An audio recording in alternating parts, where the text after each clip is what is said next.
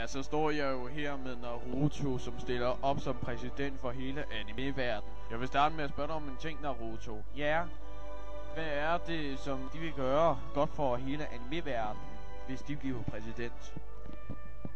Jo, hvis jeg bliver præsident, så vil jeg sørge for, at folk kan få bedre plastikoperationer, i stedet for ham der Jørgen E. og alle mulige andre idioter. Naruto, det lyder jo som en god ting, men nu hvis folk ikke vil have en plastikoperation og bare er glade for deres almindelige krop? Så skal de rende mig i røven.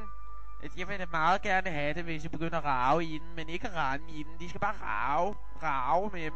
Rave med min røv. Ja, de skal rave den. Jeg kan godt lide folk rager på min røv. Naruto, hvad er dine fritidsinteresser? Min fritidsinteresse er at se på nøgne mænd og røre ved mig selv, når jeg kigger på dem. Klart. Har du andet fritidsinteresser? Så kan jeg lide at kaste med kastestjerner på de mænd, som jeg ikke kan lide. Jeg sigter altid efter skridtet. For hvis jeg hugger den over, så kan jeg hænge den op på mit trofæhylde derhjemme. Er det ikke lidt barbarisk og lidt ondt? Nej, det er det faktisk ikke, fordi der er nogen, der godt kan lide det. Jeg har for eksempel fået besøg af Claus Bondum, og han blev helt vild.